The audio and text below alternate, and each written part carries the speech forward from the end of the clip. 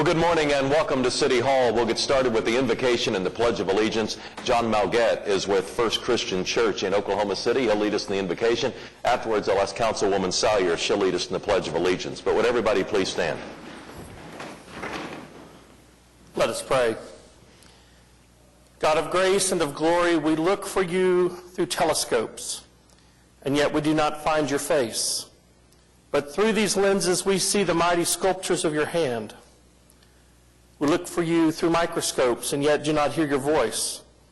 But we see your fingerprints etched in the tiniest microcosm of life itself. Oh God, as we come before you, we give you thanks for the very gifts we enjoy and for the opportunity to serve the people here in Oklahoma City. Help us to act with character and conviction. Help us to listen with understanding and goodwill. Help us to always speak with charity and with restraint. Give us a spirit of service. Remind us that we are the stewards of your authority. We pray for peace in our world and in our community, and for a deeper bonding within your human family. We pray for understanding among your people, an understanding that melts the barriers of religion and race, color, class, and creed. Loving God, guide us to be the leaders your people need. Help us to see the humanity and dignity of those who disagree with us, and to treat all persons, no matter how weak or how poor, with the reverence your creation deserves. We pray for empathy, to walk in the sandals of those who have sipped from different cups. We pray for humility, which allows us to be less arrogant when we are right and less defensive when we are wrong. We pray for patience, to be more agreeable, even in those times when we disagree. And finally, O God, renew us with the strength of your presence. Give us the joy of helping to build an ever better community worthy of every human person. We ask this as your children, confident in your goodness and your love. Amen. Amen. Pledge allegiance to the flag of the United States of America and to the republic for which it stands, one nation, under God, indivisible, with liberty or justice for all.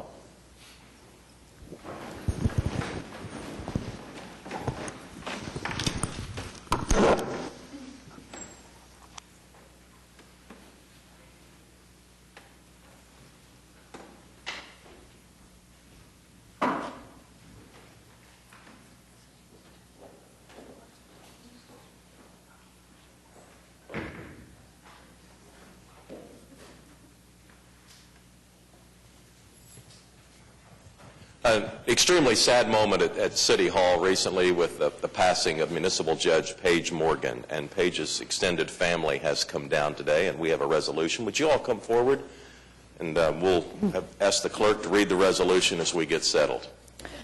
Whereas Judge Paige Price Morgan was born on May 13, 1953, and passed away on February 27, 2015, surrounded by family at her home in Oklahoma City.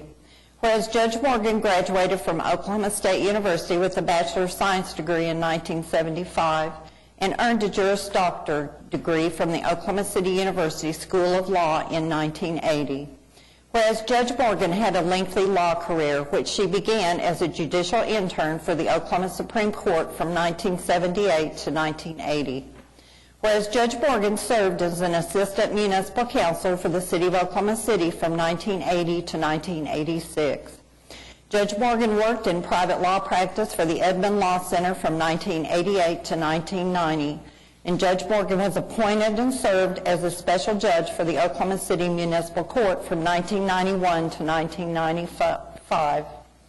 Whereas Judge Morgan was sworn in as a full-time municipal judge for the City of Oklahoma City in 1995 and was appointed vice presiding judge in 1999. Whereas Judge Morgan was beloved, respected, and appreciated by her fellow judges, city prosecutors, the criminal defense bar, the municipal court staff, police officers, and city enforcement officers. Whereas Judge Morgan enjoyed life, holiday seasons, had an excellent sense of humor, had a love of animals, often serving as a foster parent to troubled animals from the city animal shelter, and had a great appreciation of law and justice. Whereas Judge Morgan is survived by her loving husband Fred, daughter Megan Tilley, and husband Matt, son Daniel Morgan and wife Christina, sister Pamela Bynum, brother Dr. Richard Price, and nieces Anna and Rachel.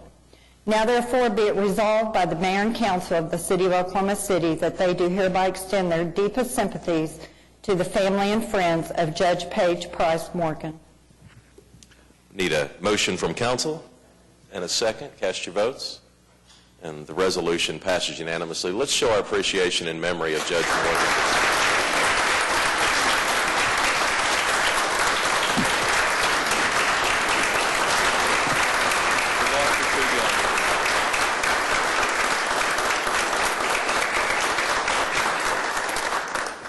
Well, thank you. And thank you, council members, very much. I know many of you knew her, and many of you appreciated her, and I know many of you myself, and so thank you very much. Our family is very honored by this. This job meant a lot to her. While her life was cut short, I think she balanced life very well between family and job. And she balanced also her role as a judge very well by being firm and compassionate with a high sense of justice. It didn't matter who you were always treated the same in her court. She did have a great sense of humor, and I want to thank all of her fellow judges, especially Judge James and Deputy Davis. Thank you very much for all of your help during this difficult time. She was committed. She was still taking chemotherapy and during lunch hour and fulfilling her job because she didn't want to leave her fellow judges down. So thank you. We're very honored. Thank you. Thank you, Fred. Thank you. Let's show our appreciation.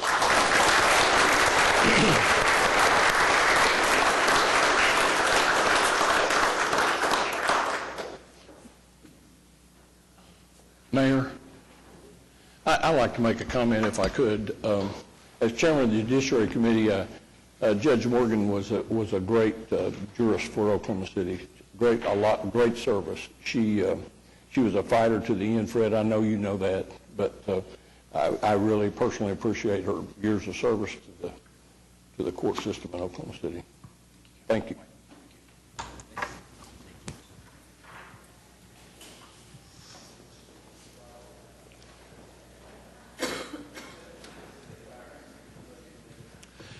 And as most people in Oklahoma City know, we are coming up on the 20th anniversary of the Oklahoma City bombing. And April, starting tomorrow, we thought it would be appropriate to bring in some people who have tasked themselves with keeping the memory of those victims alive. And we're going to talk a lot about the Oklahoma Standard over the next month.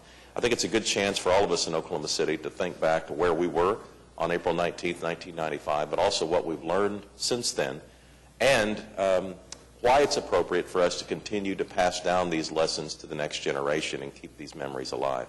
And we have some people here from the memorial. Carrie, come on up. Susan, come on up. Zach. We have a proclamation. I'll ask the clerk to read it. Whereas 20 years ago, Oklahomans impressed the nation with their selfless and connected response to the April 19, 1995 bombing of the Alfred P. Murrah Federal Building. And whereas in the aftermath of the bombing, the people in Oklahoma City joined hands, pulled each other up, and dared the world to tear us apart. Whereas Oklahoma City embraced the many people from outside our state who assisted in search and rescue operations, relief efforts, and offered their thoughts and prayers to our community. Whereas the countless acts of kindness and sense of community displayed in the days after the bombing became known across the nation as the Oklahoma Standard. Whereas Thunder General Manager Sam Presti, a trustee of the Oklahoma National Memorial and Museum and chairman of the Oklahoma Standard Campaign, is asking businesses, organizations, clubs, families, and individuals to commit one act of service, one act of kindness, and one act of honor during the month of April.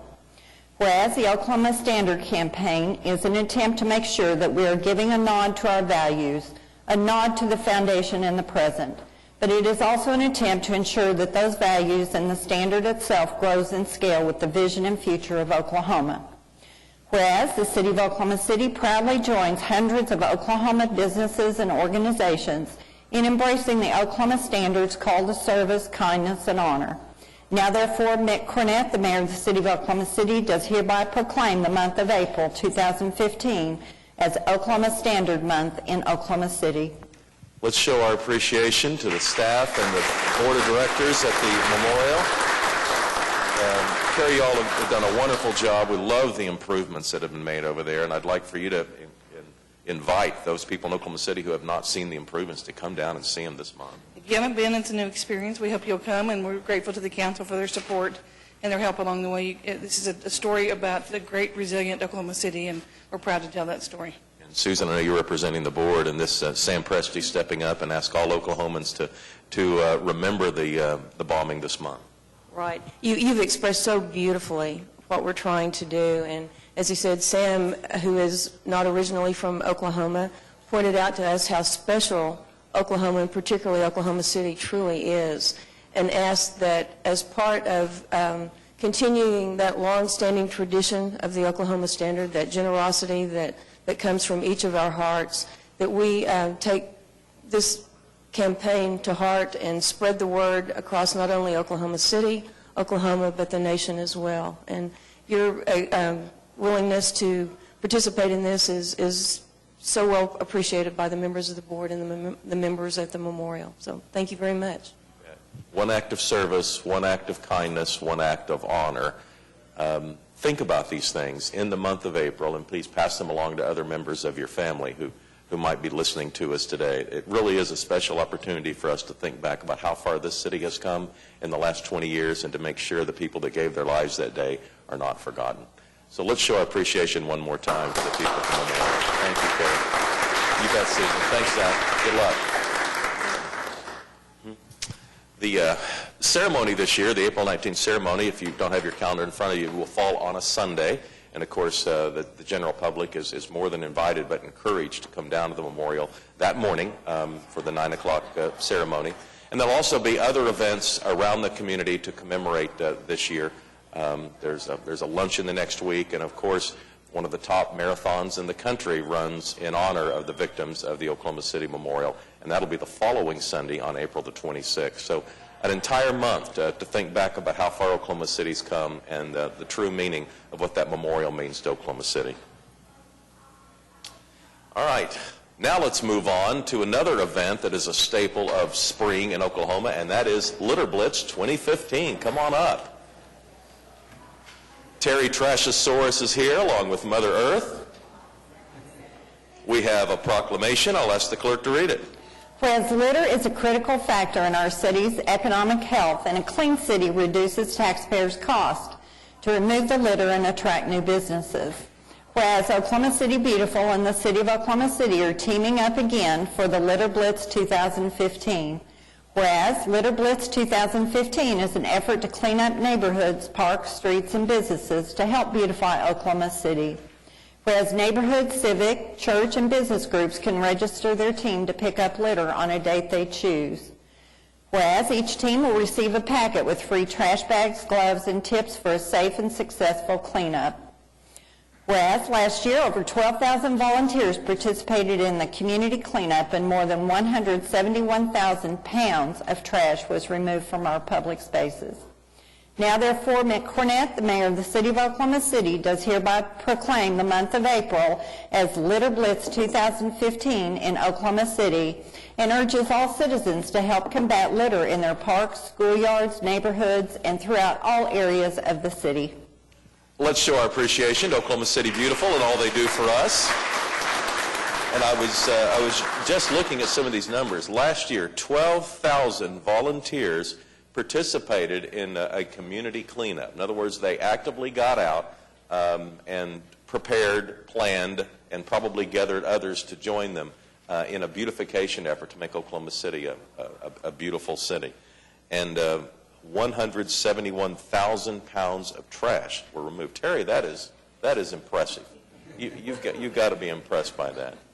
And Lisa Seinard does such a good job of running this organization. I'm going to hand the mic to her, and so she can give instructions on how our citizens can be involved in Litter Blitz 2015. All right. We are right on track to have another 12,000 volunteers out all over the city. We kick it off tomorrow, and you can contact Oklahoma City Beautiful at okcbeautiful.com or give us a call, and we'll help you select an area, provide the bags. We've been picking up litter since Oklahoma City Beautiful was founded more than 45 years ago, and this is our 15th Litter Blitz. It's a wonderful partnership with the City of Oklahoma City.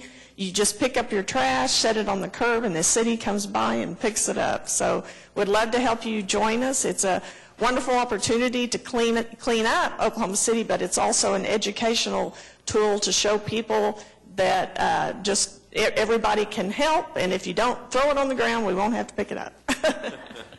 All right, so neighborhood associations, church groups, scout groups, educational organizations, just a handful of the organizations that it might be appropriate to call Oklahoma City Beautiful. And it's not just their organizational advice, but they also have materials. As I recall from the past, you've had the plastic bags and plastic gloves, because when you're asking people to pick up trash, there are a few things that it's helpful to provide.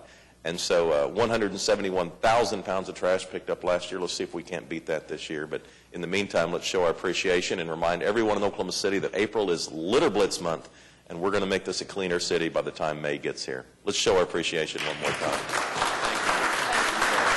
Mother Earth, good to see you. Terry, thanks for coming down. Good to see you, and we appreciate the corporate sponsors, too.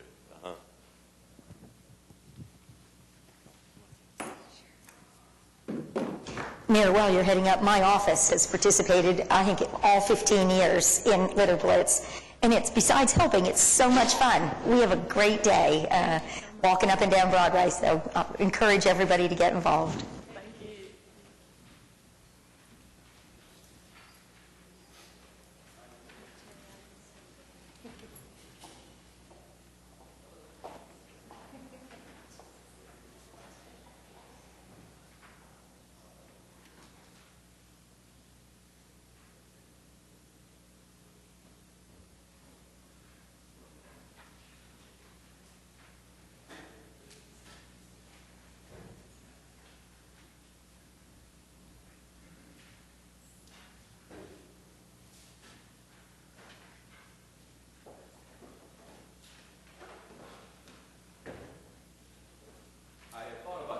One from the bench, but I think we'll go ahead and do this one down here too. Curtis Brown and Brent Ward, why don't you come forward?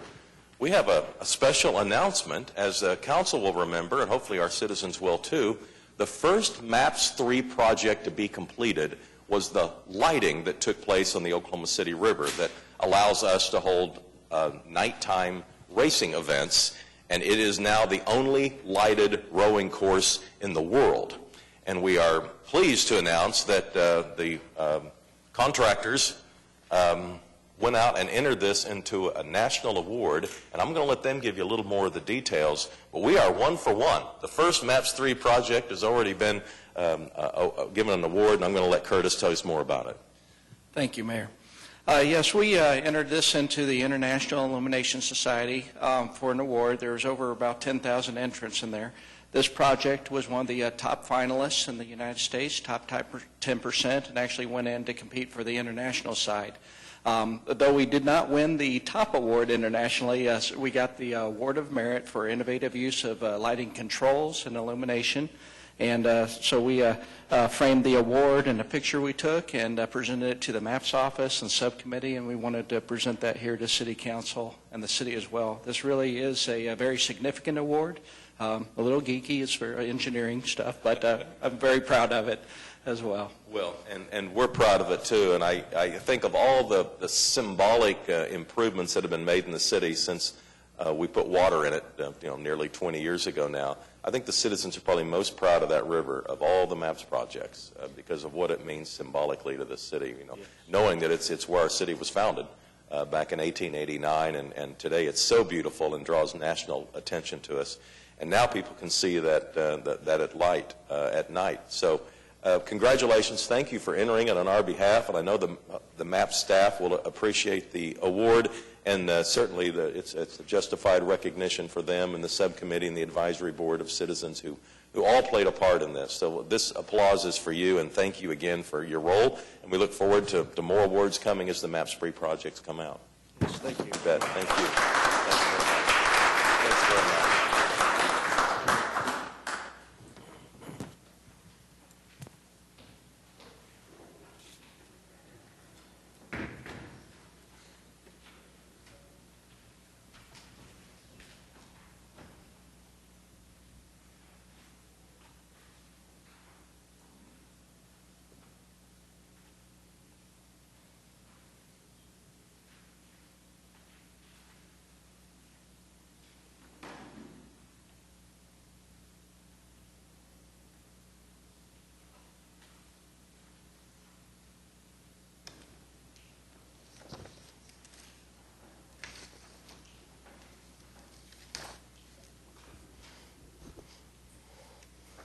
All right, if you're following us on the council agenda, we're now on item 3, and we have appointments on C, D, and E. I'll look for a motion. Okay, is there a second? All right. I guess I would ask if the council would be opposed to continuing just for 1 week 3D. And I apologize, I didn't know this appointment was coming, and I just didn't get to I talked to Steve Hill yesterday. I have just a number of technical questions about these appointments. It has nothing to do personally with the appointments, but just some technical questions about the Urban Renewal Authority. And Steve indicated that we ought to be able to get these questions and data over the next week, and I wonder if we could just continue that for just 1 week. Well, it's certainly not my instinct to defer these for a week, but you can certainly ask for the deferral. Is there a second on the deferral? All right, so we're going to vote on the deferral. The deferral question is just for item 3D, those 2 appointments, Ed? Just, right. Yeah, okay. All right, vote on the deferral. And the motion fails, 2-6. All right, we have a motion and a second on the appointments. Cast your votes. Well, I don't know how to, I don't know what to say. I don't have enough data to vote on 3D, so I can abstain. Would you like us to vote on the other appointments, and so you can vote on that one separately? Okay. So I'll take the motion that's been made as a motion for item 3, C, and E. So this would not include the urban renewal appointments. So cast your votes, and it passes unanimously. Now, is there a motion on item 3D? Is there a second? All right, cast your votes.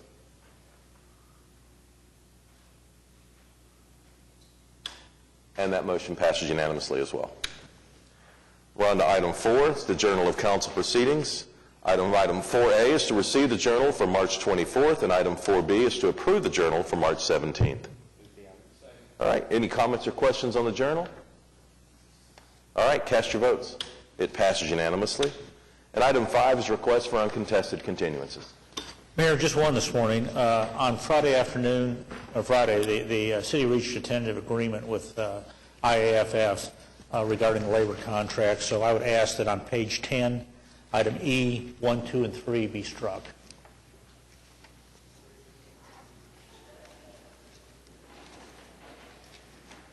I'm sorry, on page 10, item 9, E, 1, 2, and 3. That's page 10, at least on my agenda. Yeah, page 10, item 9, E, 1, 2, and 3. E, 1, 2, and 3. Okay. Any other comments on the journal? Any requests for uncontested continuances? All right, we're on to item 6. It's revocable permits. We have the first coming to us from the March of Dimes Foundation to hold the March for Babies on May 2nd. This will be in Ward 6, and it looks like Brian Jacobson is here. Good morning. Actually, my name is Tim Miller. Okay. I got the wrong one here. That's okay. Lifelong Oklahoma City resident, longtime March of Dimes board member since the 1980s.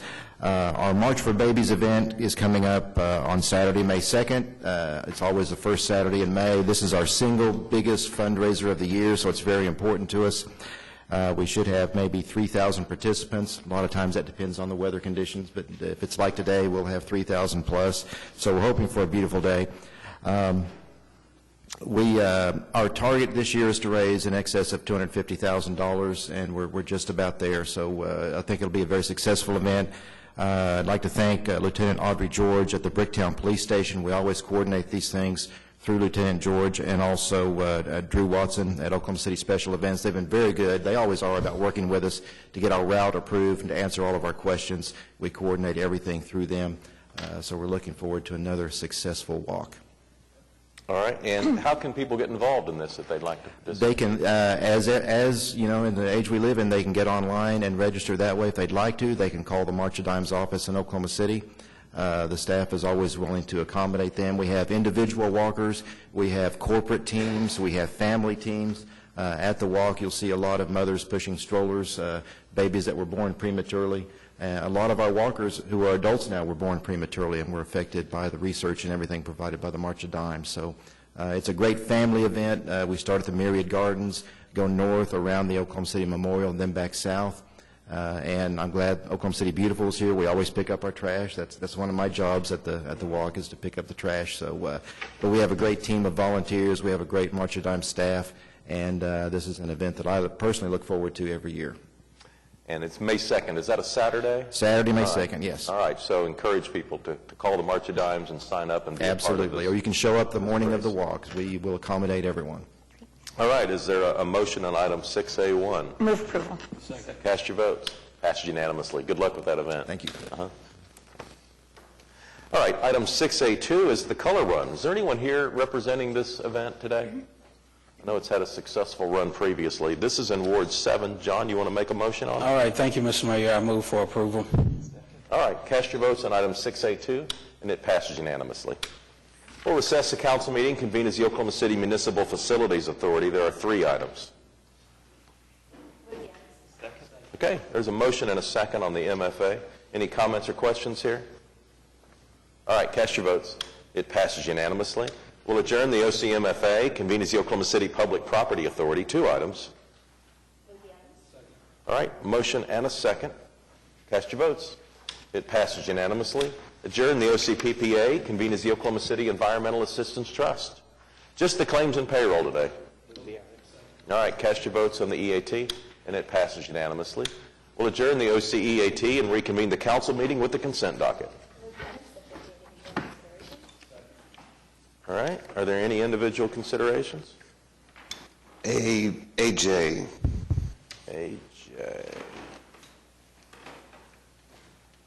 And Mayor, if I could, 7M, I just wanted to get up to date on the municipal court complex.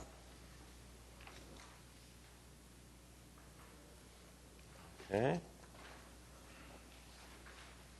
Ed, you want to go ahead with AJ? Have any kind of presentation, or we just? I guess I don't know who's here. Is Brent or Kathy or? David Todd's here. We do not have a presentation scheduled. What we've done is come back and with the withdrawing of the pursuing of the site, we're going back to reopen the process. So, I guess, David, I have some confusion. I have some questions about just some things I've read in the media, and I didn't get to make it to the Convention Center Subcommittee, but I read some reporting of what happened there. It seems that we now have real data in terms of responses to our RFP for the Convention Center Hotel. That we had 7 responses. I read a report in the Oklahoman on Saturday. It said Oklahoma City Council decreases number of Convention Center Hotel applicants to 4. And then the next day it changed it to Oklahoma City Committee decreases the number of proposals to 4. And I guess I'm confused about what committee that is that decreased the number of proposals from 7 to 4. I have questions about the proposals. If we're down to 4, which looks like Omni, Hilton, Westin, and Hyatt, they all appear to have a total investment in the $200 million range, roughly. And it looks like I didn't get through all of them. I got through the Omni one and preliminary some other ones. I mean, it seems like the bigger the hotel that you build, the more the public investment's required. So they're tagging it to a percentage, like 40 to 60%. So my reading of those 4 proposals is that a total investment of somewhere in the range of $200 million and a public investment somewhere in the range of $70 to $120 million. Is that, am I reading that correctly? Okay. Kathy can answer those better than David. That's not David's area of interest. However, this is a contract amendment on the Populous contract to evaluate convention center sites. Right. Your questions have to do with proposals that were put out, or requests for proposals that were put out for potential hotel, and which is a different subject It is and it isn't, because there's two implications that to me would influence this contract and what exactly we're asking Populous to do. We're asking Populous to evaluate what's the best site for the convention center. Yes. But as we know, we're talking about a convention center complex, which involves more than the convention center. It's a convention center, parking, hotel. We now have real numbers. The last time we talked about the hotel, it was kind of theoretical. Are we going to have a public investment required, or are we not? What would be the size of it? Well, now we have real numbers, and they're substantial, on the order of 70 to 120 million. I mean, it's an enormous. So it seems to me that it's time for the council to make a policy decision. Are we, now that we know that the public investment is likely to be substantial, enormous, do we want to go down that path? Because that, whether we do or don't, would influence potentially what we're instructing Populous to look for. The second question or implication would be, I'm still confused about what happens whether the hotel is publicly or privately owned. My understanding with the previous site is that we had some problems with eminent domain, or there are implications in using eminent domain based on whether the hotel is publicly or privately owned.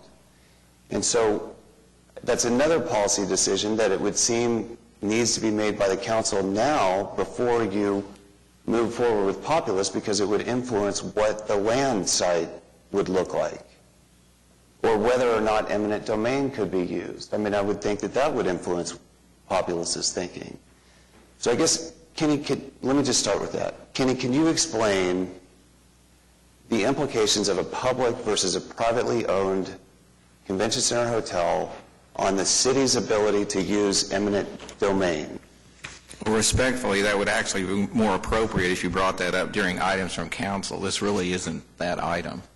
This is really just a contract, an amendment to a contract. But if the city could or could not use eminent domain, wouldn't that influence Populous's choices? No. No.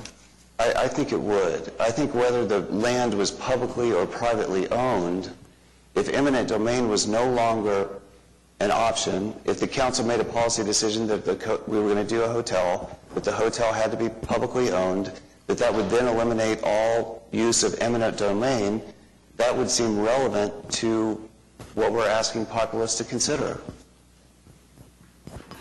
Well, first of all, I mean, I think that the council has already made a decision in the past about selecting a site for the convention center complex, and this amendment is to go back through that site selection process. But the decision to select a site for a hotel and a convention center and ancillary supporting uses was made several years ago by the city council. How the ownership of the parcel is broken up, though, is completely different than selecting the site.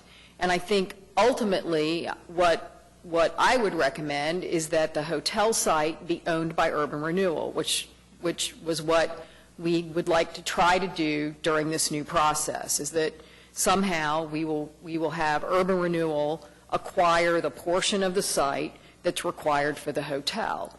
But I don't think that that has anything to do with this contract amendment or selecting the site itself. The site is still the site, and we know what the components that are needed to go into that site. I don't know if Kenny or Jim have any different thoughts. But Would Urban Renewal owning the land allow it to be publicly or privately owned? Yes. It would give you more options? Yes. So, okay, so if the city owned the land, you couldn't use eminent domain unless it was publicly owned. Well, if you used eminent domain for a public purpose such as, and you have to be specific, for a convention center and ancillary uses, the hotel might be difficult to justify under that. But Urban Renewal can acquire the site and could also use eminent domain for private Urban development. Renewal obtained the site using their eminent domain, authority, which is different than the city's authority. Right. The decision could still be made whether that could be a public or privately owned. Yes. How is their authority different than the city's? Very, spelled out very specifically different state The statute. Oklahoma Urban Renewal Law allows urban renewal to acquire property for private redevelopment.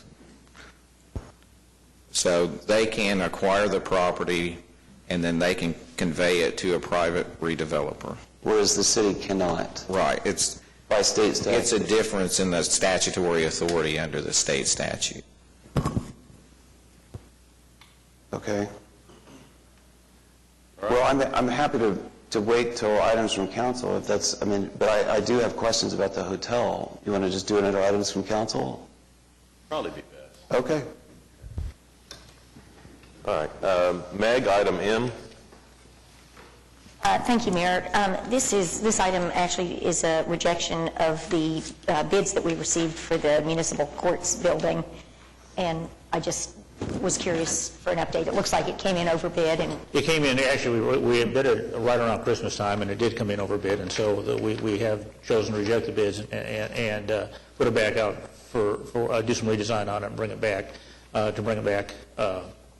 for a better price. We only had, was it one or two bidders? It was two bidders, but we only had one bidder on some of the subcontractors. So I think we kind of got caught up in the Christmas rush a little bit and did not get as competitive a bidding as we would like on it. So it now has been, the plans have been changed a little bit, and we are about to put it back out to bid again. Same general design.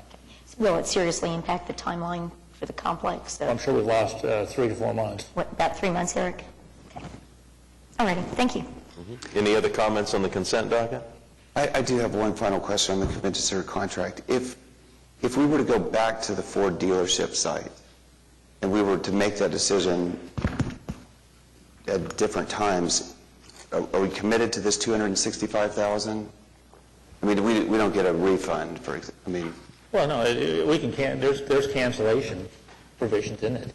So, I mean, they will do for the work they're providing. Now, they're going to start pretty quick because I know there's a meeting scheduled with Populous, I think, for later this week. So I think that we're going to start this process and go fairly quickly through it.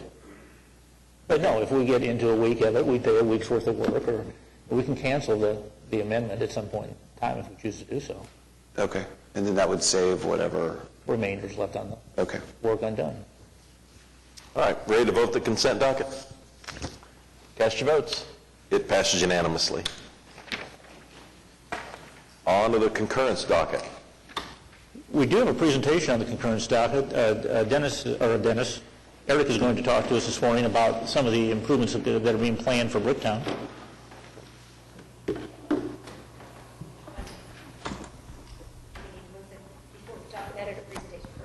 Yeah, how about a motion on the concurrence? Move the concurrence docket subject to individual consideration. All right, is there a second? All right. Now, Eric?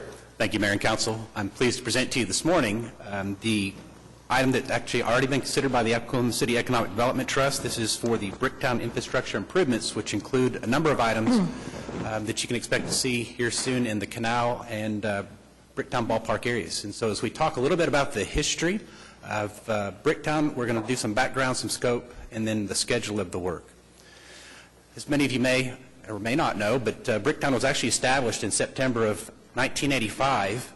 It was very small at that point, but obviously the two monumental projects, the original MAPS 1 projects, the ballpark, which opened in 1998, and then the canal actually opened in 1999, really transformed that district. 2007 marked the 1 millionth water taxi passenger on the Bricktown Canal. Wow. So obviously a tremendous amount of activity in Bricktown. Since those two projects opened, there's been a tremendous amount of redevelopment, just a host of activities. As we look at this particular slide, it's in, there's a blue shading that you'll actually see that's overlaid on this map.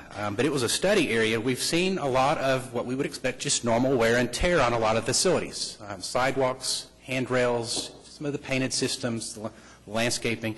But the study area included the areas Main Street to Reno and the elevated railroad tracks to Russell Perry.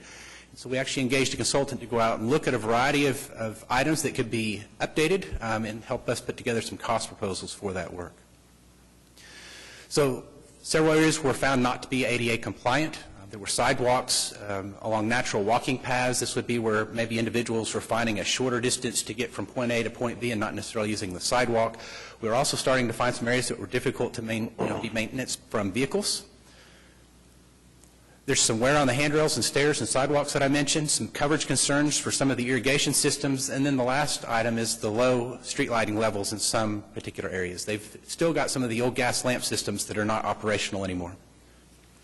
So when we looked at the scope, there were two phases that were included in the preliminary report. And what you're considering approving today, the final plans and the concurrence to actually award the contract is for Phase 1. It's the painting of the bridges, walkways and handrails, sidewalks and ramp improvements, stair improvements, and some landscaping. There is some additional study that's underway for Phase 2 to continue some of these improvements as we go into the future. So the area of focus is really that area of the Bricktown Canal, as you see on the left, the elevated railroad tracks, the canal as it stretches down the old California Street, turning south, Mickey Mantle Drive to the north edge of Reno Avenue. And so this is what's included in the item today, $660,000 for the painting, the sidewalks, the stair improvements, and some landscaping. We're already looking at a Phase 2 project at some point in the future, but that would include the lifts, the elevators, additional landscaping and irrigation, and some of the street lighting for an estimated cost of $800,000. So the schedule of this work, we're hoping with your approval today to begin in April, have that work finished up this summer. And then Phase 2 is still in development, but we would hope to be able to possibly begin that later this year or early 16. So with that, I'd be happy to answer any questions you might have on this item. Any comments or questions for Eric? As a lifelong baseball fan, I can't help but comment on the fact that you misspelled Mickey's name in the presentation. My apologies. The street was Mr. named Counsel. after Mickey Mantle, not the restaurant. Just a little. Noted. Just couldn't resist it. Before Eric sets down, may I ask a question on item number A? Eric, can you give me an update as to the expected completion date for Portland Avenue from 54th all the way to 104th Street? Portland's actually being constructed in a couple of phases, and that first phase is nearly complete. The item that, let me get back to this one.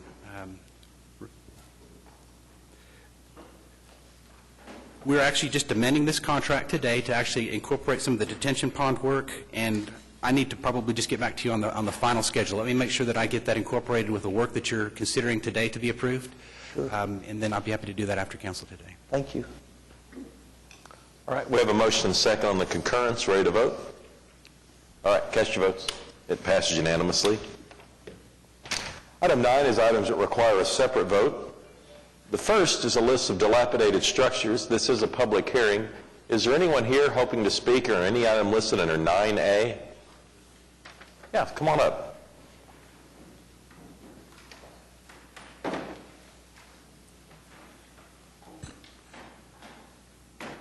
Good morning.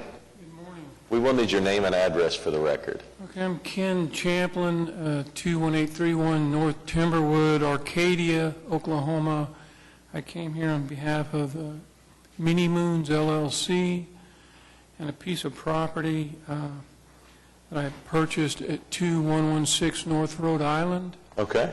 And it property was in pretty bad shape when I got it, and we've painted the building, sanded the floors, all that kind of thing. However, there's a detached garage the roof is caving in on, and I broke my femur in 3 places January 2014, so I pretty much missed most of last year, and I wasn't able to do the repairs to the roof of that garage. And recently I found the yellow sticker on it, and I have spoken to the inspector, and I went down and got a building permit to make the repairs. I just wanted you guys to give me some more time. Can you see the pictures that we're seeing here? Yeah. Yeah, and I don't know, to my untrained mind, that looks beyond repair. You're going to fix that? All the wood on the walls is good wood. It's just the roof is, those roof rafters are bad. So we're going to tear the whole top of it off, finish the siding, and paint it. and I think it would look good. When are you wanting to get started on this? Some next few weeks. And I got a permit just Friday. Okay, well, let me hear from staff here and see. Charles, what can you add to this? Well, it's in bad shape, but if you put enough money into it, you can fix anything. So we'll work with him in that first 30 days to see if he can start his process.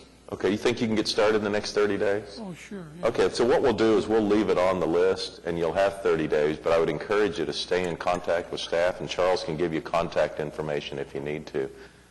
But I'm sure your neighbors would appreciate that looking a little better than it does today. Right. All right, thanks for coming down. Okay, thank you. Is there anyone else here hoping to speak on any item listed under 9A? All right, cast your votes. It passes unanimously. Item 9B is a public hearing regarding unsecured structures. Is there anyone here hoping to speak under any item listed under 9B? All right, we have a motion and a second. Cast your votes on 9B, and it passes unanimously. And 9C is a public hearing regarding abandoned buildings. Is there anyone here hoping to speak under any of the items listed under 9C? All right, how about a motion?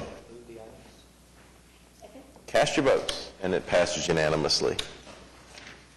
Item 9D has to do with a tax anticipation note, and Brent's going to give us a presentation on what this consists of. Yes, Council. In April of 2014, the Economic Development Trust authorized a $10 million line of credit with the J.P. Morgan Chase. At that time, we had originally requested an RFP for a $15 million line of credit. The bank came back and gave us two options. You can do a $10 million line of credit at a lower interest rate, or you can do a $15 million line of credit with a little higher interest rate, and they were also going to charge us for not using the line of credit. At that time, we made the decision to go ahead with the smaller $10 million line of credit. This line of credit is needed for short-time purposes, as we have 16 projects right now that are coming to fruition, they're completing, that exceeds over $100 million worth of investment. And so what we're asking for you today is to increase that line of credit from $10 million to 18. It'll also extend the maturity of this line of credit from June 30 of 15 to June 30 of 16. And typically, we have utilized lines of credit with TIF District Number 2 and TIF District Number 4. And we utilize it's a 30-day LIBOR rate, which currently right now is 17 basis points. So with the spread that we have, we're paying right at 77 basis points annual as our annual rate. So it's very inexpensive money. One of the things that we did, pursuant to the debt policies that you approved about a month ago or 6 weeks ago, we did a little stress test to look at the projected cash flows of this TIF district and looked at it, and we anticipate, and it's included in your packet, that we'll be able to pay this debt off within the next 5 years. The plan is to pay interest the end of this fiscal year and the end of the next fiscal year. Then subsequent to that, when the $100 million worth of investment that's occurring right now starts hitting the tax rolls, because there's a delay, the things that are completing today, we'll start to see the incremental increase in taxes in the 16 and 17 years, and at that time. So at that time, we anticipate paying the principal off in years 18, 19, and 20. And our TIF district actually expires June 30 of 2026, and we'll get our final payment in June of 2027. So we have plenty of time to pay this off. All right, any questions for Brent on item 9D? I'd just like some risk analysis and language I can understand. On the risk analysis, what we did is we looked right now, our current interest rate is 77 basis points. We did an analysis I increased that to 90 and looked at the anticipated cash flows and anticipated payouts of projects. And we were able to make that interest payment for this month and this year and next fiscal year, and then we'll start making principal payments. What I did then is we increased it to 5%. What if interest rates go up 5%? And at that case, we were still able to make that. Go up to 5%? Yes, go up to 5%. Okay. And so from a little under 1% up to 5%, we were still able to to make payments and to fund projects as funds have been allocated. You say when the projects go on the tax rolls, that money will come back. How does that come back to us? The way that happens is we had a significant amount of projects that are completed as of December 31st of 14. Will be assessed as of January 1 of 15 at that higher rate based on the increase in value. And those tax bills will go out in November of 15. Half is due by the end of December, and the other half is actually due today, March 31st. So then we get that money from the county assessor in June of the subsequent year. So there's a lag time of about 18 months when the money starts coming, when the incremental taxes start coming into us. So that's essentially why we need the line of credit. But what changes if we do a TIF within a TIF?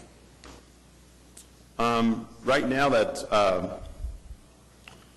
it won't necessarily change at all, because when you look at the amount of taxes that are being generated from the TIF district right now, we anticipate around $7.2 million to come in this June, and then the next year it'll be closer to $9 million.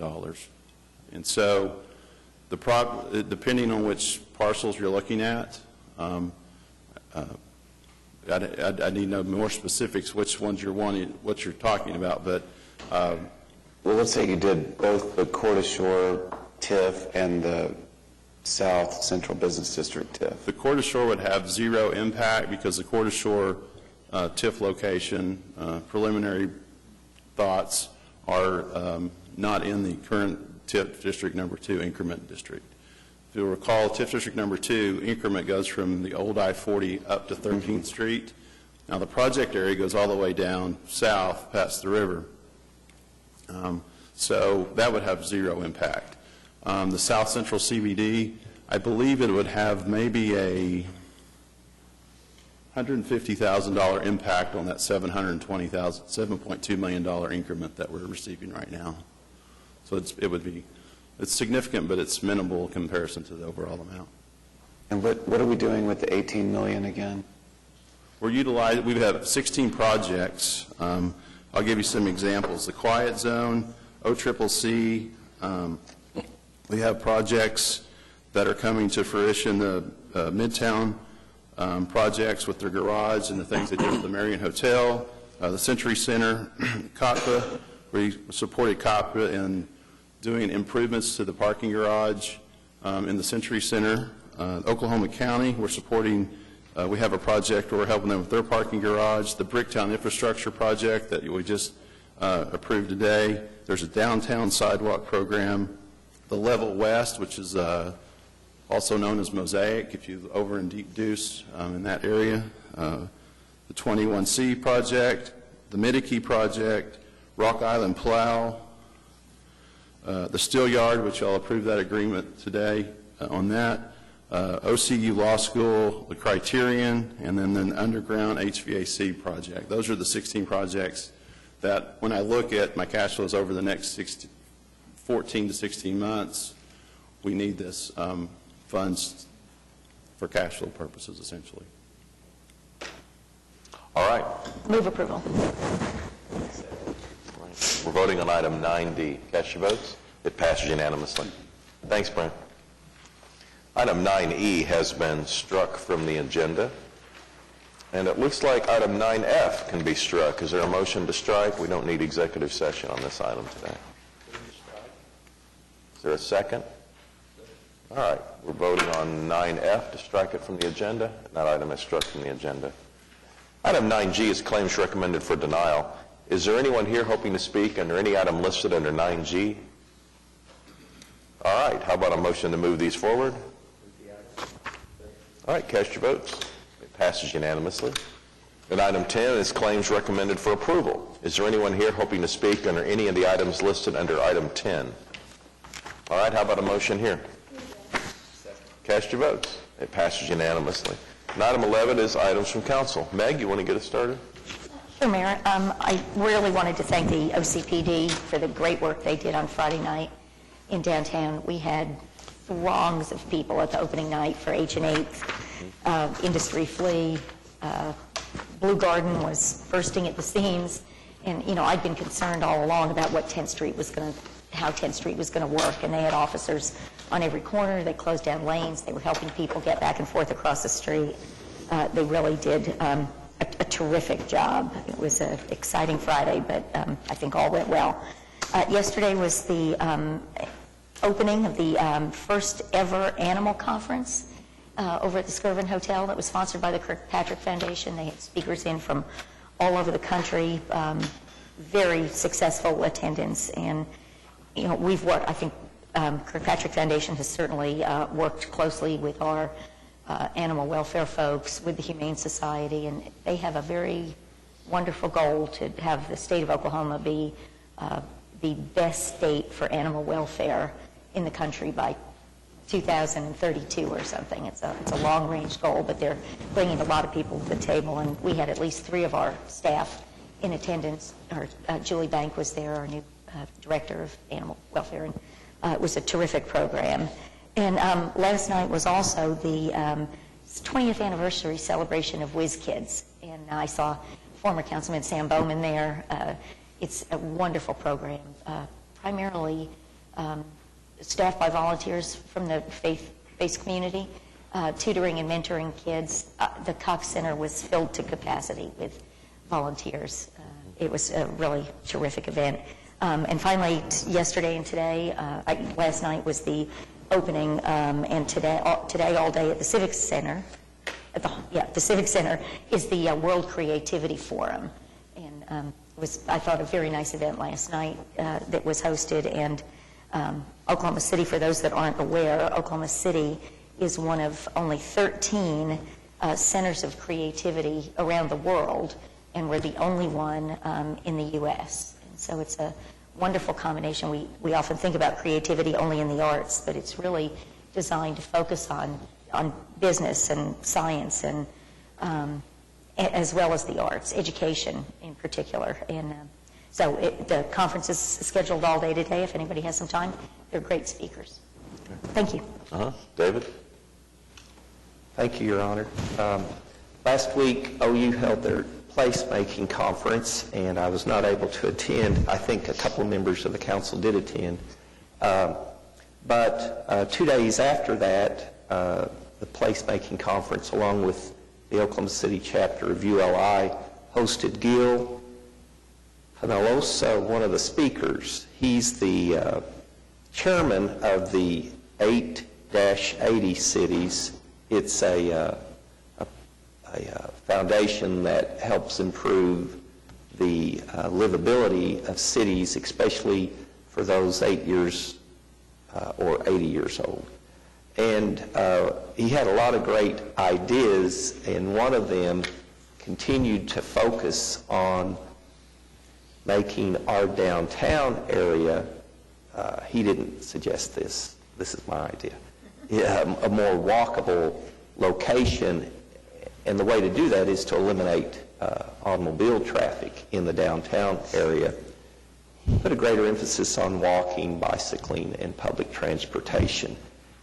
And I think one way for us to become more comfortable with that idea is possibly closing sections of the downtown area, say on a particular Friday once a month throughout the summer time frame, just to give businesses the opportunity to expand their offerings out onto the sidewalks, allow pedestrian traffic to move out to the streets, and see what happens. In many of the cities where the emphasis is used to reduce automobile traffic and replace it with pedestrian traffic, business flourishes. Many times they think it'll damage the success of their business, but what they find is it tends to increase it significantly. So I'm just asking if our staff could work with Ian Carlton, the director of the OU Placemaking Center, and perhaps representatives from ULI. And I would suspect we need the assistance of Downtown Oklahoma City, Inc. to look into the idea of possibly closing sections of the downtown area to automobile traffic for one day. And if we could work in conjunctions with 8 on 8th, for example, close it that day, and then they would shift the activities further north, or with some of the free concerts that occur during the summer here in the Oklahoma City area. Now, many people will be resistant to that, but I kind of think those are the people we tend not to invite to parties just because they don't enjoy things normally. But if they get used to the idea, I think they'll see how successful it can be. And we had a study just last week that was released with respect to improving retail along Park Avenue. The potential is there. We just need to do some things to help encourage a stronger retail area in downtown Oklahoma City, and I think this would go a long ways. We need to do it with a lot of planning so people can prepare for it, but again, if we could shift business activity out onto the sidewalk, move pedestrian traffic out to the streets, I suspect those businesses will have a very successful day. Thank you. Pete? A couple things. The first is that I personally, and also in my role as a councilman, appreciate the resolution of the fire contract matter. I think that's hopefully that's a harbinger of future negotiations and our ability to deal with it without litigation. It's also something that's been brought to the fore, I think, is the separate insurance that fire has compared to the rest of the city officials. Their health insurance is separate. One of the things that was about that separation, at least on the surface it appears, that one of the things was that they were trying to provide, they are trying to provide by this separate fund that they have, a stabilization fund, if you will, to stabilize insurance rates for retired firefighters that retire under that fund. Seems to me that's a laudable goal, and perhaps that might be a way to start a conversation with them about returning the fire department to our insurance plan. I've long felt that our ability to stabilize rates for retired people that are on fixed incomes was a hole in our policy. I recognize what it costs to do it, but if there was a rate there, if a person could contribute while they were an employee, they could contribute to a rate stabilization fund, which is what that fund that fire now has in their program. Is one of the aspects of it is supposed to be able to stabilize those rates. Maybe we could do something about the situation we have now and get them back in. I think the fact that they're outside of the city's health insurance fund is a contentious division that we ought to try to find a way to resolve. Everybody else in the city's under one plan, they're under another plan. It has I thought a couple years ago when we made an adjustment to how we dealt with that we wouldn't have to talk about it anymore. But now, again, it was the absolute point of contention again. I'd like to see us enter into some conversation with no preconceived ideas of how it's going to wind up, of bringing the fire department back in. I don't know whether they want to come back in. I've had some indications they might be willing to talk about it. And I think we ought to reach out, and I think we ought to look at our own plan to see if there's not a way to contribute extra while you're working and making a good salary to offset the escalating cost of retirees' insurance. We've got a lot of smart folks around here, and somebody might be able to figure that out. But I appreciate the fact we settled that contract. I mean, it's obviously has to go out to a vote of their membership, and it always hinges on a positive vote.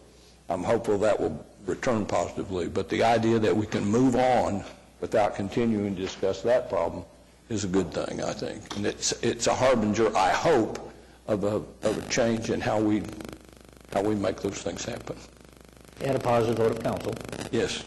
And we'd be happy to pursue Yes. some conversations in regard to that. Right. I think there's just something out there in this idea of stabilizing rates for retirees that maybe we could find a solution to. I know what firefighters made in the 80s, and many of them retired on those in the 80s on those terms. I know what those retirees draw now. I know what the relationship is between the health insurance premium for them and the health insurance premium is to people that retire today with advanced salaries. And we've looked for ways to fix it and not been able to do that. But somehow or other, when you think about $1 or $2 on a person that has a very low pension, has an impact. It may not have an impact if your pension is 90% of what your salary was or 80% of what your salary was when you're working. But it has a heck of an impact on it if your retirement check's $400. And I just think we ought to find a way to fix that, if we can. The other comment is, couldn't help but notice the front page of the paper promoting, or not perhaps, that's a bad word, concerning the idea that Oklahoma City have the ability to open charter schools, despite the fact that nobody on this council's ever asked for that the school board president and the school board itself does not want it. In fact, we probably have the best relationship with a local school district of any city in the state.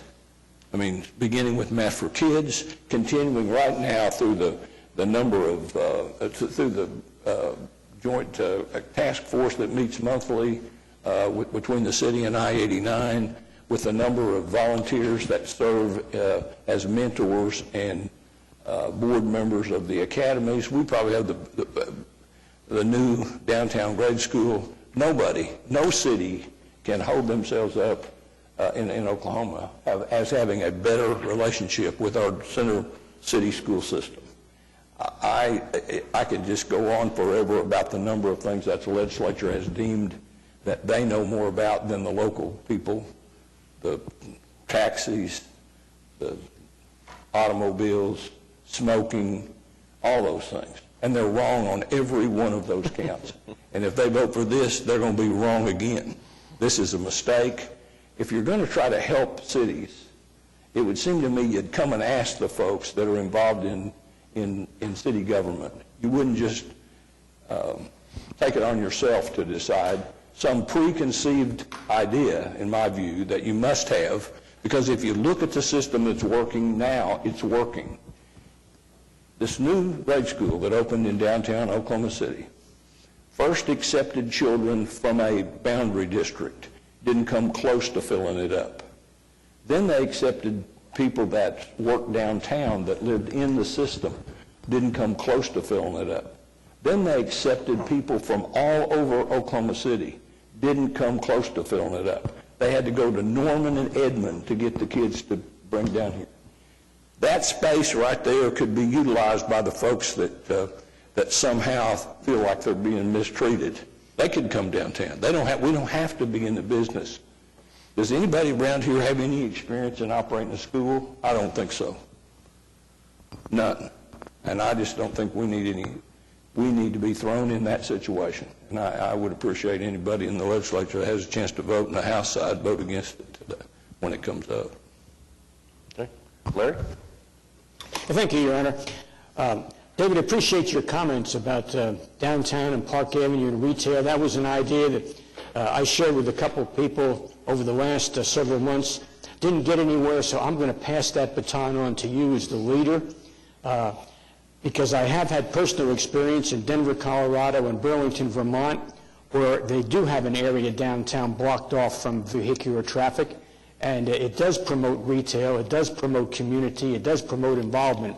So I pass that on to you and wish you well as you take that charge up the hill, all right? I've got your 6, as they say.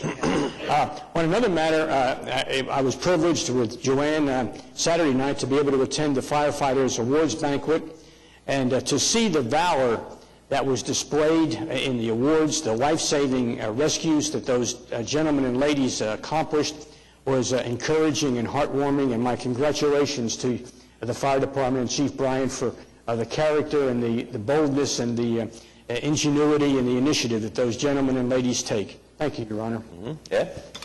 I just want to say amen to everything David said also. I mean, there's so much empirical data in large cities, not just in America, but in Europe and Asia, and all you have to do is look at best practices and what these major corridors that have large amounts of pedestrian activity and retail, what they have in common, and I think it all leads back to what you were just saying. So all that, the data is there. I think everybody's, and so I appreciate your comments. I appreciate what Pete said on the schools and also on the fire insurance. I wish we could have kind of a public discussion, because I find some of the insurance issues confusing. Maybe Phil Sype, George, I wish we could have, maybe during the budget process here in a couple of months, we could talk about the differences between the city and fire's insurance and how we arrive at some of the numbers that we arrive at. I think that would help me a great deal to hear from both parties at the same time. Would help me a great deal.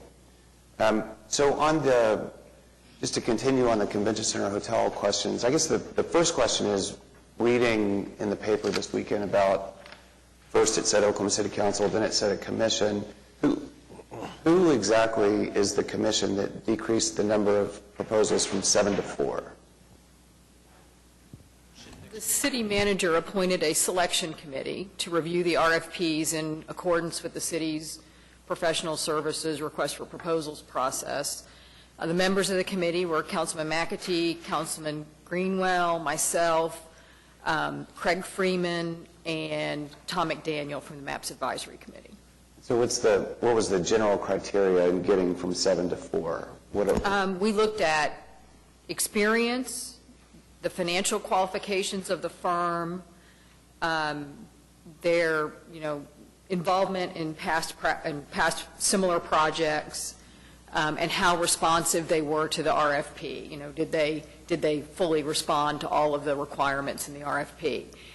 I will say that this first process was more of a review of qualifications so that we could narrow it down to a short list of 4, and then that list of firms will be asked to provide much more in-depth additional information back to the city so that we can further evaluate the proposals.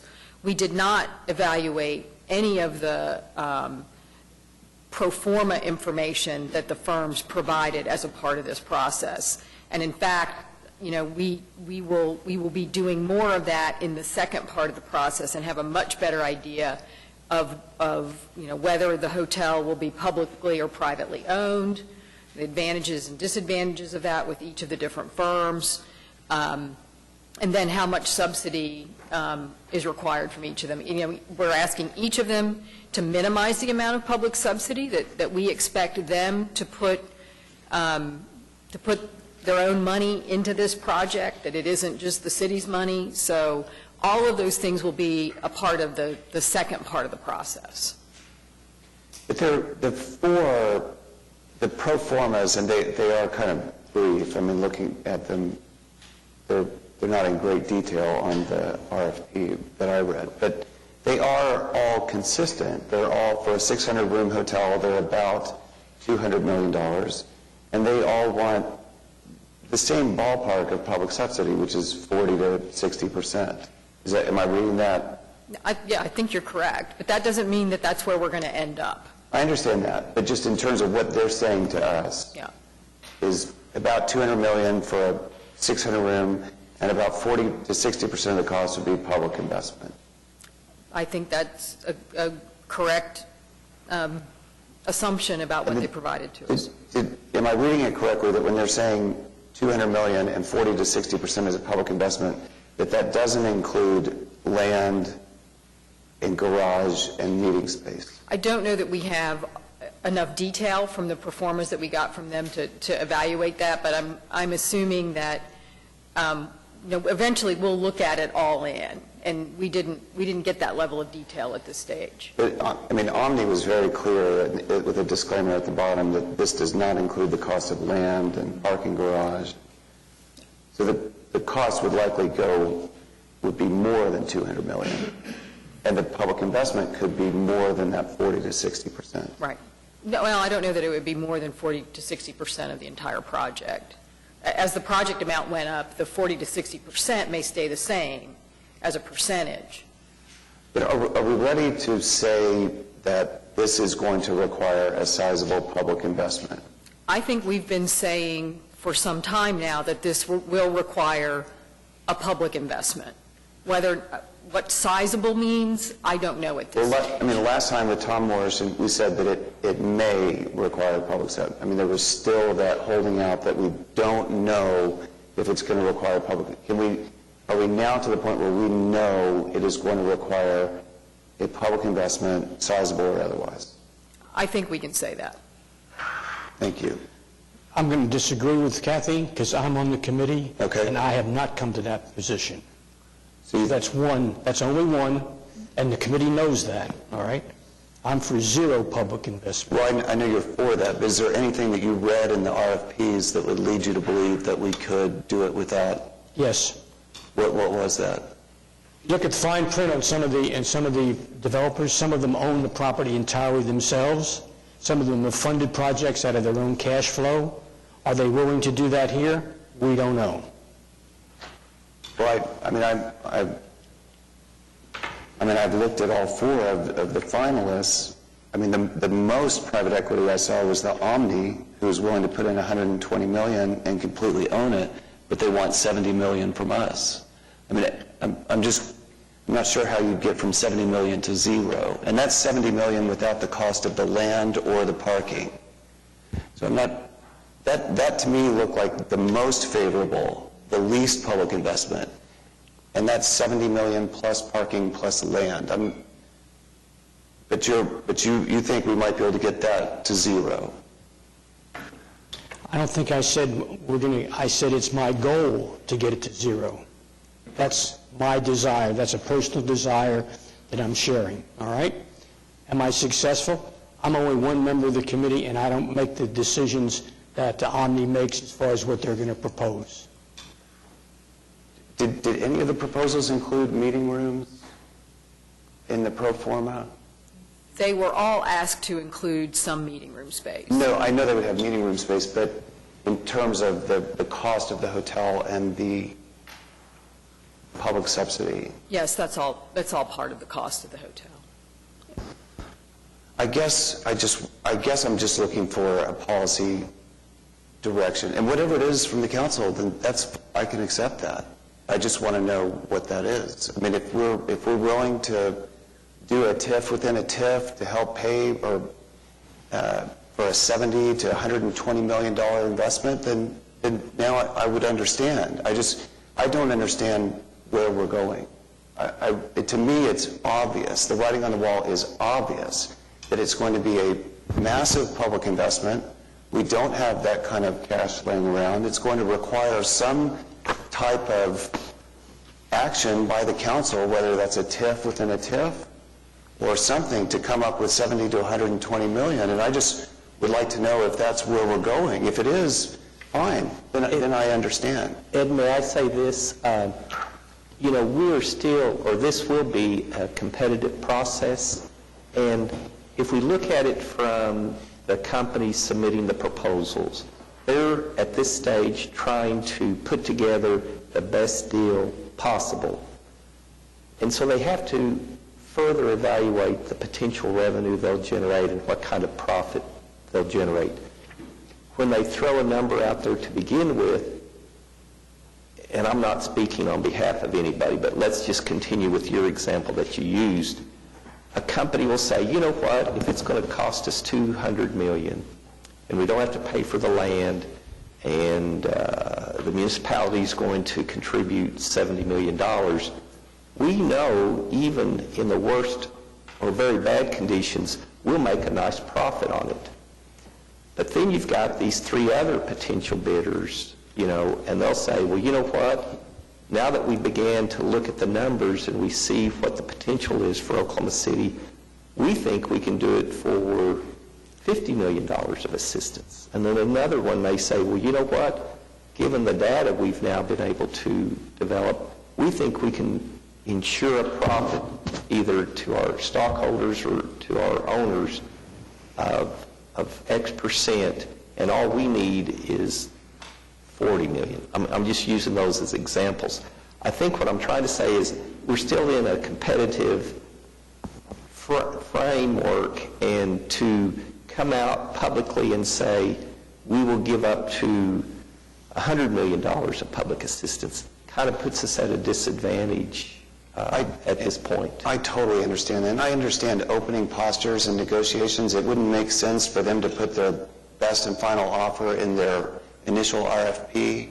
But the numbers that they're putting out, 70 to 120 million, are in the ballpark of what every other city has had to do. So it may not be 70 million, even if it's 40 million, which is just a number that I assume you randomly can. It's going to be a number, unless Oklahoma City is able to do something that no other city has been able to do in America in modern history, recent history.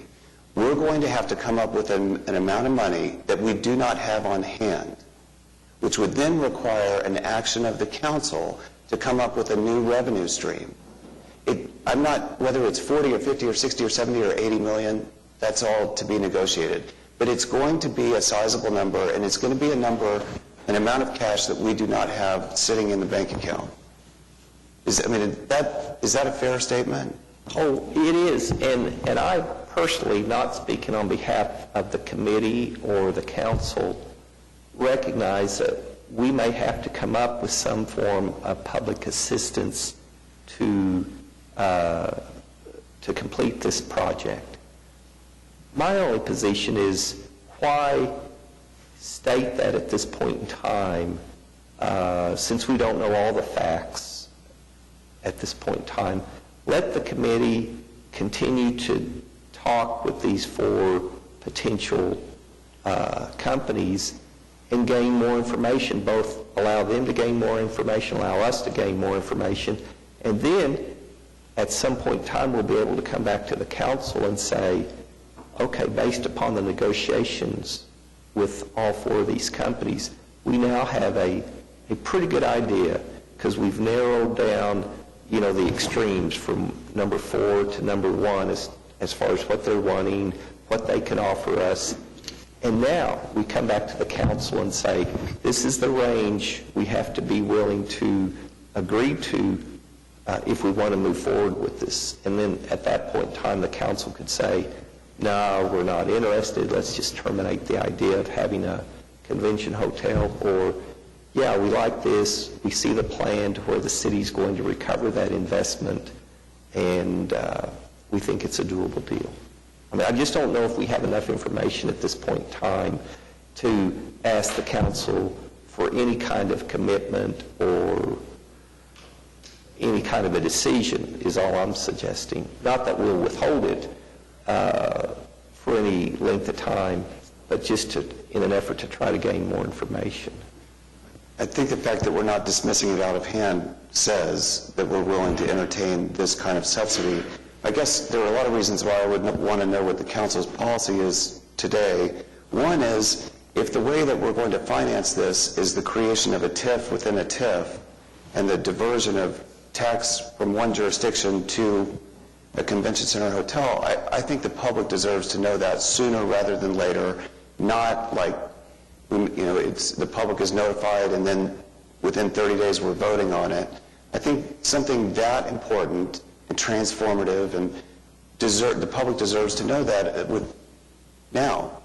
Well, I don't mean to speak on behalf of Kathy or anybody else, but we may not know what the potential funding sources for the public assistance may be at this point in time, either the type, or if we were to look at a TIF, the size of that TIF, how big or how small would it have to be? So, I mean, I don't know what we would be asking for approval at this point. Well, if you're trying to get more than $50 million, there's a limited number of ways you can do that. I mean, there's not a wide range of options to get $50 to $120 million. And actually, Ed, we've been talking about these ideas. I mean, these are some of the arrows that we have in our quiver for economic development. We've taken some steps already to begin to put together a TIF. So I don't think this is new conversation. I don't think anybody in the public is surprised that we're having a conversation about creating some additional TIFs to provide financing vehicles for us. We don't have $50 million lying around, as you say. No municipality does. And so that's why there are statutory opportunities to provide financing for this kind of economic development project. But I have to agree with David. I don't feel like I have nearly enough information about what it's going to look like, where it's going to be, what's going to be required. I just think we're continuing to explore. I'd love to be on Larry's team and, do something creative and maybe have nothing. We don't know that yet. And I think we're tying ourselves up a little bit if we try to predict too far in the future what this structure looks like. I'd also like to point out that this is not the first time we've done something along those lines. 15 years ago, we worked with the Renaissance and put $10 million different to make that happen. Different time, different scenario we were trying to respond to, but we certainly had public engagement and involvement in financing in that deal. A few years later, 7 years ago or so, we had the same challenges with the Skirvin, and we didn't know exactly what the Skirvin was going to look like. It was a very difficult project to put together. We didn't know exactly which tools in our quiver, as Meg said, we had to use to put that together and to make that. And again, that's not the same as this one. It's different. But there was, based upon the investment, there was a lot more percentage of public involvement in the Skirvin than I think we anticipate seeing in this. The percentage in the Skirvin was much higher of public participation. We don't know at this point in time. We don't know where it's going to be. Obviously, as somebody pointed out earlier, the first number that they throw out is probably not the number we're going to end up with. We negotiate with every TIF deal that comes down the line. We always go through the performance, we evaluate the risk, we try to bring a little reality to it, and it's always a different number. Steve, you would say something? What I was going to say, kind of following up now on what Jim said, I was going to ask for some kind of a report as to the extent we've done this in the past. I know we did it in the Skirvin, and I didn't recall the Renaissance, but I'd like to know the dollar amounts that we've done this in the past. Secondly, if you take the bottom number, 70 million, and then you add the land cost and the construction cost for the parking, you're well over 10% of the total amount, and that's all coming out of the taxpayer's pocket one way or another. You're well over 10% of what the value of the original MAPS project was in the first place. Is there any historical data that shows that we have done this for other MAPS projects, that their budget is busted by, and this, you can say it's not a budget buster, but it is. We didn't tell people that we're going to have to spend $70 million on a hotel. We didn't tell people we're going to have to build a parking garage. We didn't tell people we're going to have to acquire the land for the hotel. I was there. Many of us that are around here were there. That wasn't discussed at all. It was $770 million. That's what we talked about. Is there any example in the past of a particular project busting its budget to the extent that the hotel, that the convention center is busting its budget, that we could say, yes, we went ahead and did that? I frankly don't think the question is rhetorical, because I'm sure there's not, but I'd like to know if there's one that we did any. Well, the Renaissance is a perfect example. I mean, that's what MAPS 1, the hotel improvements, the convention center improvements, required the Renaissance Hotel subsidy that came in. If you're talking philosophically, it was exactly the same thing. And that was a $10 million subsidy? No, it was less than that. Well, it depends how you look at it. Well, Add it all take the in. catering deal in. There's a catering, there's a skywalk, and then there was, how much money, several $1 million was put into FF&E through CBDG. There are three There components was- on it that we can quantify for you. I can't remember. It was $3 to $5 million in CDBG money that went for FF&E. For the And then there's- I think it could have been as much as And 6. then there's a skywalk, and then there was... And with a straight face, we would say 3 to 5 million. No, I think it was 6. I think 1980, Meg's right. 6 million. If we would say in 1995 or whenever that was done. That was done in 99. What? 98 or 99. 98. But that's the same as 120 million now? No. You're the one It seems saying to me it's at some point in time, when you bust the budget, the public is entitled to have a say in it. Well, I think if you look at the amount of subsidy that we put into that project as a percent of the total cost of that hotel, it's probably about the same. With the Skirvin, we have almost a 50% subsidy in that hotel. So, And by the way, the parking, there's a revenue stream off the parking. yeah, the parking And is... so the parking, that's a little bit of a red herring to say that the parking is an additional cost on that, because the parking is going to be done, but there'll be revenue generated off the parking that will offset the capital construction costs. They don't want to have to pay that, put that additional equity in for the parking. And so there's, You know, I guess I have a problem with the fact that this project was the least popular project on the maps. All the polling showed this would not have passed without being drug along by sidewalks and all the other stuff that was thrown onto it to make this pass. And yet, we spend all of our time on it, we spend all of our money on it. This council didn't even have the courage to force the advisory committee to finish the project out of, the sidewalk project out of their own budget.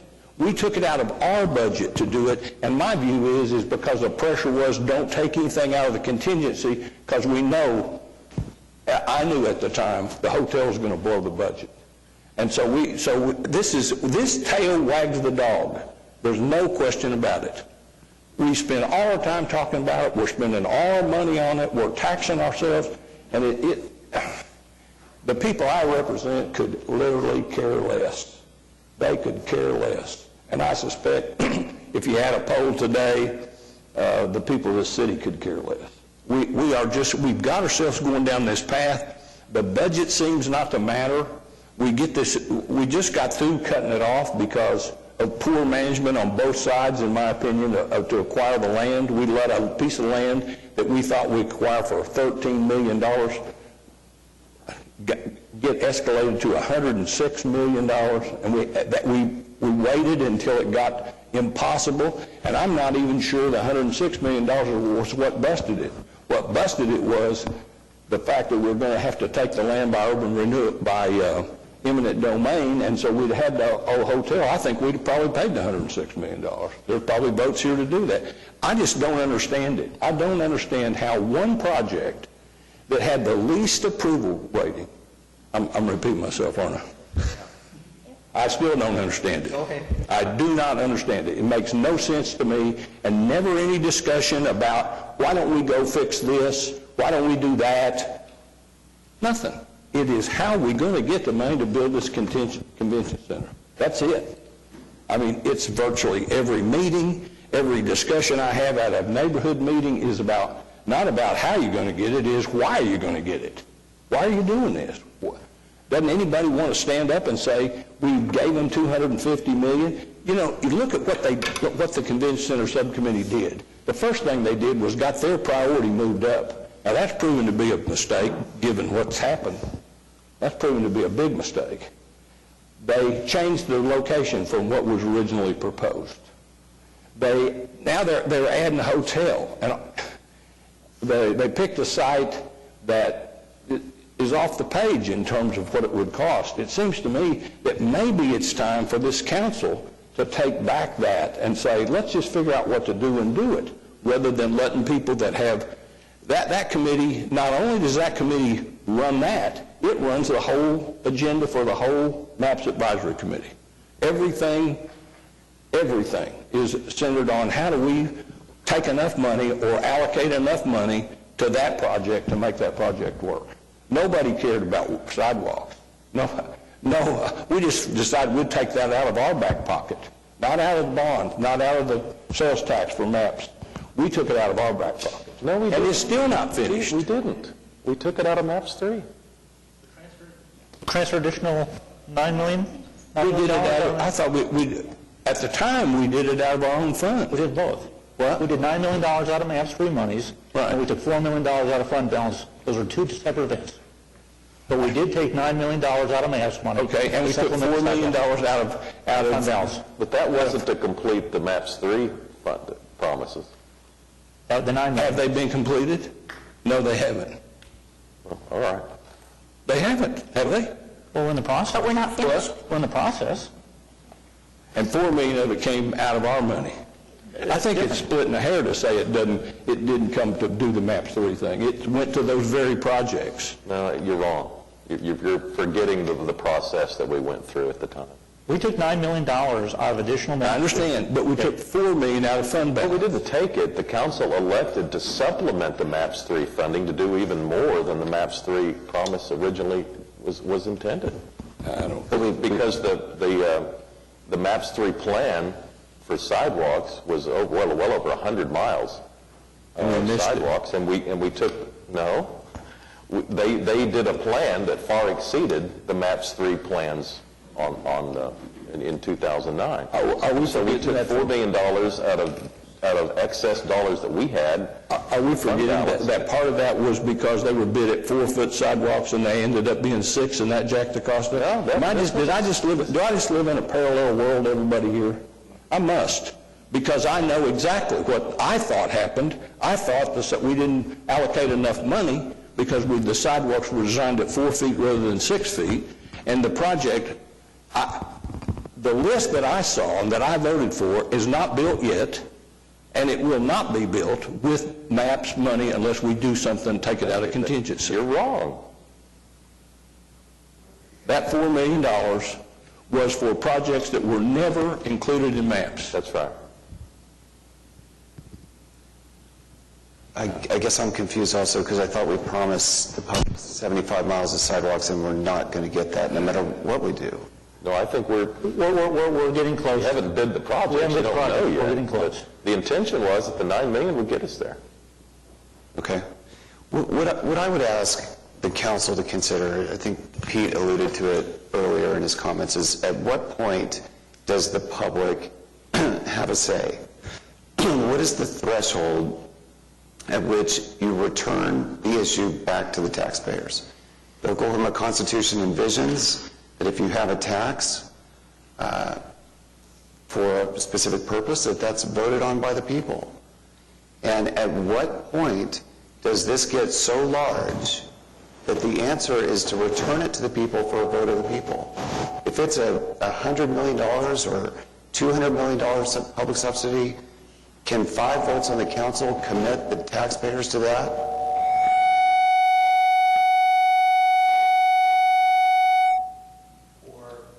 Or at some point, whatever that number is, do you just send it to the vote of the people and the people decide if they want to spend $100 million on a hotel? I guess I'm asking the council to think about that as a policy decision. Ed, I would say if we needed, or if we said, for example, that whatever the number is that we believe is needed for public assistance with respect to a hotel, and we wanted to obtain that money through a sales tax, well then yes, we would go out to vote. This does not pull money out of the MAPS 3 funds in any way. If, for example, the public assistance is in the form of a hotel exemption, like a sales tax exemption, to where that money stays within the project, that's not creating a new tax on the public. It's just putting the money back into the project. So, I understand what you're saying, but I think the way you're saying it is a little bit misleading to say that we're pulling funds or alluding to the idea of pulling funds out of the MAPS 3 or that we're going to assess additional taxes on the public. I don't think either one of those ideas has... Yeah, David, I'm not saying that either, but if you might just be diverting existing taxes away from taxing jurisdictions, like with a TIF. With a TIF, you wouldn't raise taxes, you just divert it away from schools, city, county, health, libraries, MetroTech, to the hotel. That creation of that TIF could be presented to the public for a vote. Should we or should we not create a TIF within a TIF? The public could vote. We, as a council, could submit that to the public. We have statutory authority to create a TIF already. But if we People decided voted on to, that. if we decided to, we could we not, Kenny? You actually can't have an advisory election. It could be done through an initiative petition, or you might be able to refer it to the voters with a referendum petition, but there's not any real mechanism for the city council to submit the creation of a TIF to the voters, because it would be an advisory election. We already have the authority to do that under the statute. So the council would, so the only way is the council would approve the TIF, and then you could have a referendum petition in response to that council action. You could, potentially. And then that would take it to a vote of the people. Right. Okay. Quick question on this TIF approval thing. Kenny, if we wanted to establish a new TIF, do we not have to have the approval of the other taxing bodies that are involved to do a new TIF?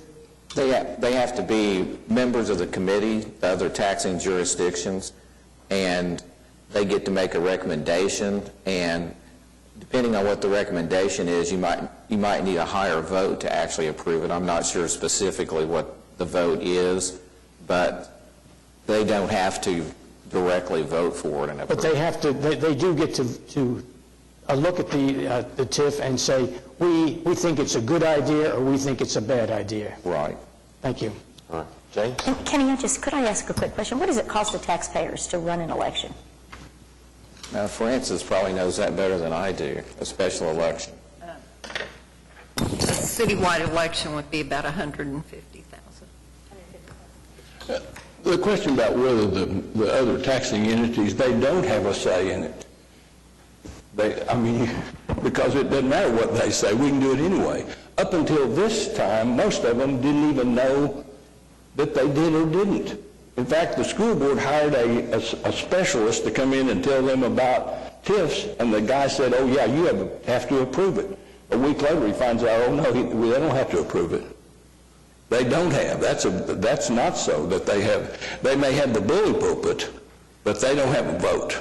The state law says we have the vote. But we have worked with them to negotiate through the other TIFs an allocation of the TIF dollars for their benefit. Well, I'm not so sure I would agree with that we've really negotiated with them, but I will leave it. James has been patiently Well, I guess I'll add to this debate. We've talked about public input a lot in this, and I think that the best way of public input is for everybody out there to contact us. I mean, you guys, the citizens elected us to make decisions, and so, but we all want to hear what every single one of our constituents thinks about these issues. And I think that anybody who's reading Steve Lackmeyer, Bill Crum, and Ben Felder's articles about these issues should be somewhat informed about what TIFs are, what is coming our way about the Convention Center Hotel. So I think that public input is really put on the public. How much input do you want to do is really how involved you are. It's not. So I think that's what I would encourage every citizen to do, is to email or call us and tell us what you think. Something that hasn't been touched on, which I think I read a couple days ago, was the Convention Center Subcommittee rejecting the Cox Center site for a possible, is that true? No, that's one of the sites that's being evaluated. I thought that I read that the Cox subcommittee... Making comments in regard to it. Okay, so it has not been taken out of possibilities. I don't believe so. So Populous is still going, whenever they're going through the... Yeah. It's not without challenges, but it's still being evaluated. Yeah, right. I mean, it has negatives, but it also has positives, so I was just making sure that that was still a possible site. It is. Yes. Okay, good. That's all I got. All right. City manager reports? Nothing this morning. All right. Citizens to be heard. Joe Sarge Nelson.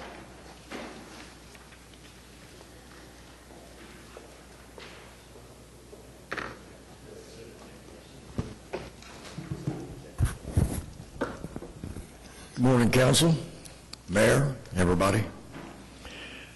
I'm here today to tell you a true story. And it happened to me, and the strangest part of all, I'm here today to tell you this story. And it's true. And it can happen to any one of you. In 2009, for the reasons at that time I was unaware of, at about 5:30 or 6 p.m. on March 31st, my arms began to ache in such a way that the pain became unbearable. I went to my wife, who was lying down, and told her I needed to go to the hospital. She became frantic and asked why, and I told her that we both were unsure what was happening to me, as I was not having chest pains or anything. It's just my arms ached like you could not imagine. I didn't make it to my living room or even to my chair, but between my mother and my wife, who was living with us at the same time, I woke up in the chair and the room was filled with ambulance and fire and the police. I asked the $64,000 question, what's going on? And the man replied, Mr. Nelson, you just had a massive heart attack. And stupid me, my remark was, how can I help you? And everyone in the room thought it was funny. The fire person turned me over to the ambulance man, and all he could say was, are you always this upbeat?